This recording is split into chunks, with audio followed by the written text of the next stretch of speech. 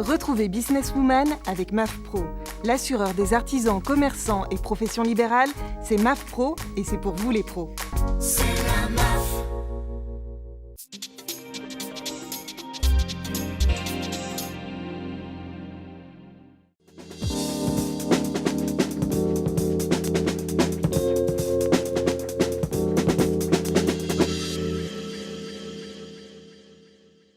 Bonjour à toutes et à tous et bienvenue dans Businesswoman sur We Do Biz et Demain TV.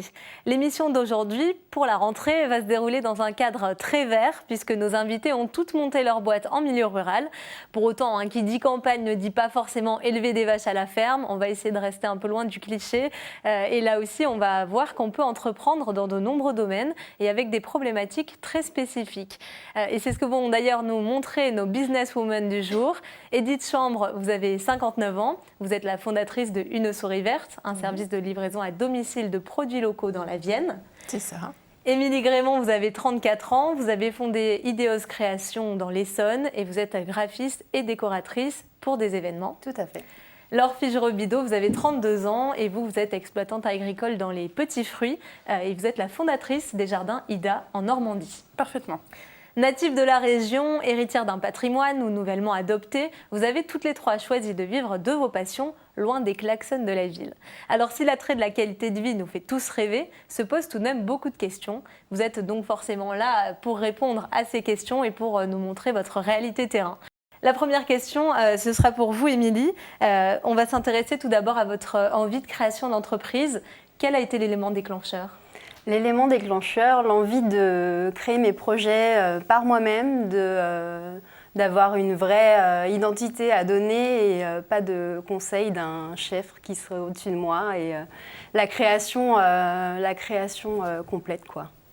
Vous, Laure, vous avez toujours baigné dans le domaine agricole. Vous étiez en Auvergne, je crois, avant de rejoindre la Normandie. Qu'est-ce qui s'est passé ? Alors, plusieurs événements. Déjà, les événements de la vie. J'ai perdu ma maman, donc c'est posé la question de prendre sa place ou non. En tout cas, une partie de sa place sur l'exploitation.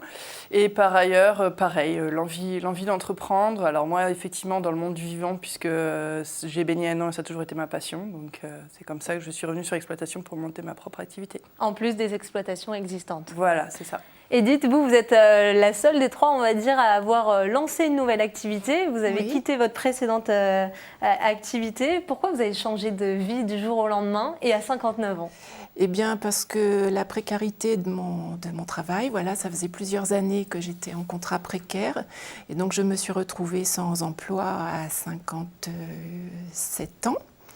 Et donc, voilà, en attendant, on va dire, de passer à une autre vie retraitée, qui n'est pas pour tout de suite, je me suis dit qu'il fallait, c'était comme un aboutissement. Il faut savoir que 29% des entreprises qui sont lancées sont dans le milieu rural, toute activité confondue. C'est une information de l'Agence France Entrepreneur.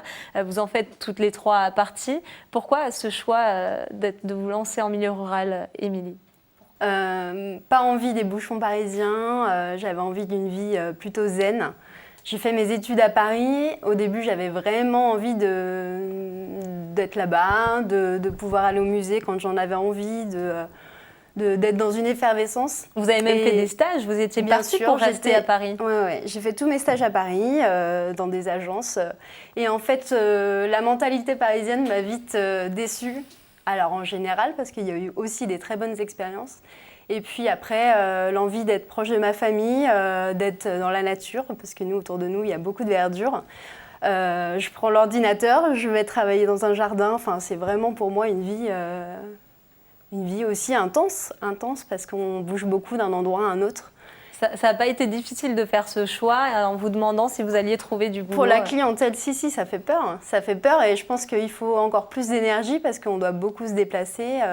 Au début, on prend les contacts autour de nous.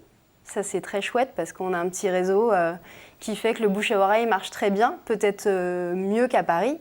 Mais par contre, il y a beaucoup moins de monde, donc il faut tout de suite faire quelques kilomètres et voilà, donner beaucoup d'énergie. On reviendra sur les difficultés justement tout à l'heure. Laure, vous êtes passée de l'Auvergne à la Normandie, c'est quand même deux milieux qui sont très différents. Même si le choix était motivé par une raison familiale à la base, qu'est-ce qui vous a donné aussi envie de changer de territoire ? Alors l'Auvergne, c'était une opportunité professionnelle, effectivement, avec une vie bien plus citadine. Donc là, le retour en Normandie du fait de l'exploitation agricole était un petit peu obligatoire. Et effectivement, dans mon cas, même si j'estime qu'il est impératif de rester sur l'exploitation, donc ancré dans le milieu rural, même si d'un point de vue commerce, ça pourrait être intéressant de se rapprocher un peu des espaces urbains. Mais la présence permanente sur l'acte de production et suivre tout ça fait que plus on est proche, mieux ça se passe. Edith, vous êtes restée sur le territoire et dans la maison où vous viviez pour lancer votre activité. Voilà. Mais selon vous, comment on choisit ce territoire? Est-ce que c'est important de le choisir pour lancer son entreprise? À mon avis, oui, c'est important de le choisir parce que d'abord, on va y travailler, donc on va y passer beaucoup de temps. Donc autant que ce soit un lieu agréable et qui nous convienne. Et puis c'est important de le connaître pour s'installer en milieu rural. Et moi, c'était l'endroit où je vivais. Donc ça m'a paru tout naturel de continuer à travailler et à créer une entreprise en milieu rural. C'est vrai qu'au départ, mon idée c'était un food truck. Et donc je me suis renseignée auprès des pépinières d'entreprise, etc. Et bon, voilà, j'ai cherché comment est-ce que j'allais créer cette entreprise de food truck. Je me suis heurtée au fait que je n'avais jamais travaillé dans la restauration, que je n'avais pas de diplôme non plus dans la restauration. Et donc cette piste-là était trop compliquée. Voilà, je me suis rendu compte que c'était pas faisable, que j'allais pas repartir en formation. En fonction de l'âge qu'on a, je pense que c'est important aussi. Et du coup, je suis allée voir auprès de Pôle emploi aussi, puisque j'étais sans emploi, qui m'ont orientée vers des pépinières d'entreprise ou vers des stages de formation pour savoir quel type d'entreprise j'allais monter. Donc il y a des pépinières d'entreprise en milieu rural. Bien sûr. Vous avez ouvert les portes de ces pépinières? Oui, tout à fait. Et puis après j'ai fait mon choix, j'ai suivi leurs conseils pour me renseigner auprès des banques aussi. Je l'ai quand même fait, même si je n'ai pas un investissement très important pour mon activité. Mais j'ai essayé d'y avoir recours. Le souci, c'est qu'effectivement, j'étais sans emploi et que donc, auprès d'une banque, c'est pas toujours Donc vous avez fait le choix de ne pas recourir aux banques. Pour vous, Émilie, Laure, comment ça se passe? Comment est-ce que vous avez fait pour rendre votre projet attrayant auprès des banques alors que vous évoluez dans un milieu rural et qui représente aussi des risques? Alors oui, moi j'ai une part d'investissement très conséquente puisqu'il y a environ 200 000 € d'investis sur le long terme, plus l'investissement opérationnel, donc le besoin en fonds de roulement qui est conséquent. Alors, moi je pense que l'étude de marché est absolument primordiale, c'est-à-dire dans la mesure où on est capable effectivement de prouver qu'on peut trouver un marché avec des clients potentiels, l'établissement, moi dans mon cas, d'un prix type de produit. Après, évidemment, tout ça, ça évolue avec l'activité, mais c'est ce qui permet clairement de donner du fonds et donc du crédit auprès des établissements bancaires, tout en sachant que, évidemment, ceci demande un certain nombre de garanties par ailleurs, qui, moi, dans mon cas, portent sur de la surface agricole, évidemment. Voilà, il y a un besoin de surface ou parfois, dans certaines entreprises, des besoins locaux qui font appel aux banques. Mais pour vous, Émilie, par exemple, vous n'avez pas fait appel aux banques, pas de local, vous travaillez chez vous également. Non, et j'ai demandé beaucoup à mes amis en fait, de m'aider. Quand j'ai des décorations, on me prête un camion. Pour stocker tout le matériel, c'est un ami aussi qui me stocke ça dans un entrepôt. Donc pour démarrer... c'est du provisoire? Ouais. Pour y aller étape par étape en fait. Les banques, vous y avez pensé? Vous avez essayé? Non, je n'ai pas essayé, puisque au départ j'ai beaucoup développé l'activité de graphisme, donc j'avais juste besoin d'un ordinateur, puisqu'après les impressions, j'ai pas du tout de matériel, je fais appel à des imprimeurs. Donc j'ai pas d'investissement important de base à faire. Donc vous avez pu vous lancer très facilement, très simplement. En tant que femme, vous avez aussi peut-être vécu des difficultés qui sont propres à le début surtout, oui, puisque moi je me suis lancée, je suis tombée enceinte au bout de quelques mois. Comment ça s'est passé alors? Alors en graphisme, j'ai absolument pas eu de problème. Mais alors pour la décoration de mariage, les clients étaient vraiment flippés. Quand ils vous voyaient? De se dire elle est enceinte. Donc enceinte souvent pour les gens c'est être malade. Sauf que moi, j'ai vécu une grossesse vraiment, j'ai travaillé jusqu'au dernier jour et j'ai accouché, j'ai repris l'ordinateur le lendemain. Et les conséquences sur votre activité? Du coup, j'ai pas du tout développé la décoration au début. Parce qu'au bout de quelques rendez-vous clients, je me suis dit, il vaut mieux que j'attende une année, que je continue à développer le graphisme et que je reprenne. Et du coup, je reprends juste en ce moment la décoration d'événements.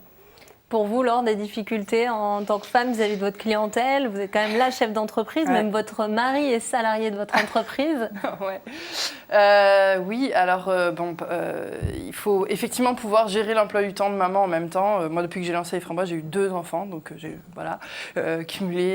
Mais ça se fait aussi. si vous êtes là aujourd'hui. Et voilà, et ça se fait parfaitement. Effectivement, il faut se battre contre le cliché que tout va bien, on va y arriver. Voilà. Et puis après, il y a effectivement des difficultés. Il y a encore quand même un petit peu de machisme dans notre société française. Et donc effectivement, en tant que quand on est sur un événement, quand j'organise des portes ouvertes, des fois, certaines personnes ont du mal à venir m'approcher en tant que chef d'entreprise, puis ils vont avoir tendance à aller voir mon mari qui est juste là en soutien. Bon, c'est un petit constat contre lequel il ne faut pas hésiter à se battre. Tout à fait, s'affirmer. Edith, pour vous, des difficultés en tant que femme entrepreneur En ou tant que femme, des avantages? non. En tant que femme, non, pas spécialement, parce que parmi mes producteurs, voilà, il y a des femmes, des hommes, et le courant passe bien. Enfin, j'ai pas ressenti en tant que femme une difficulté particulière. J'allais dire même tant que femme d'un certain âge. Et du coup, je n'ai pas vu votre souci, de Mais justement, gérer c'est ce que une vous nous vie. disiez en off tout à l'heure. Par contre, vous n'auriez pas lancé votre activité à 30 ans tout de même. Je pense pas que je l'aurais fait. Pourquoi? Et justement, j'aurais eu peur de ne pas pouvoir gérer plusieurs vies en même temps. Voilà. Ce qui est quand même le lot de... Il faut savoir déléguer. C'est un timing serré. D'autant On peut avoir des plus... grosses journées, savoir Voilà. déléguer. Voilà. Et puis aussi le manque de crèche, vous m'en parliez aussi, Oui. vous, de votre point de vue en tant que professionnel, vous avez affaire à des clientes qui justement ne trouvent pas de crèche, font Oui, beaucoup tout à recours à fait. des nounous qui coûtent plus cher. Voilà, puisque ma vie professionnelle a été multiple, mais notamment j'étais éducatrice de jeunes enfants, donc je connais bien aussi cette problématique. Et justement, je me disais que ça pouvait rendre de véritables services à la fois aux mamans qui ont de jeunes enfants, pour qui c'est pas toujours facile de concilier tout ça, et également aux assistantes maternelles qui ne peuvent pas non plus sortir de chez elles sur une journée qui est assez longue. Très rapidement, l'émission est déjà terminée sur le timing, mais j'ai encore 2 questions pour vous. Un dernier conseil pour ces femmes seules, par exemple, ou avec des enfants, ou qui veulent se lancer en tant qu'entrepreneur dans un milieu rural. C'est tout à fait possible. Il faut en avoir l'envie, il faut avoir beaucoup d'énergie, ça c'est certain. Mais au contraire, c'est stimulant et à la campagne, voilà, on peut élever ses enfants dans la tranquillité. C'est quand même un beau cadre de vie et l'activité peut se développer, j'en suis certaine. Laure? Savoir apprendre à déléguer, viser le maximum de délégation sur les fonctions qui ne sont pas forcément les fonctions hyper stratégiques. Et surtout, si on a la chance d'avoir un conjoint, avoir le soutien plein et parfait et complet de son conjoint. C'est votre cas aussi, Edith, Oui, je c'est crois. tout à fait mon cas, oui, parce que c'est vrai qu'avoir un soutien familial, parce que moi, de A à Z, cette entreprise, à la fois la gestion des stocks, etc., tout est géré. Je n'ai pas d'employé, donc Pas c'est pour important. l'instant. Non, pas pour On l'instant. vous le souhaite. Merci à toutes les 3 Merci à vous. d'être venues Merci. sur ce plateau. Comme vous l'avez vu, de belles ambitions sont sur le point de se concrétiser ici et ailleurs. Il ne me reste donc plus qu'à vous souhaiter également à ceux qui nous regardent une belle continuation, car des idées comme celle-ci, il y en a des milliers à bâtir aux 4 coins de la France. Voilà, si vous avez manqué une partie de cette émission, sachez que vous pouvez la voir ou la revoir sur ellesentreprenent.fr, wedoobiz.com et bien sûr demain.fr. Alors à bientôt pour d'autres parcours inspirants. Et d'ici là, n'oubliez pas, derrière chaque businesswoman, il y a une vocation, la vôtre.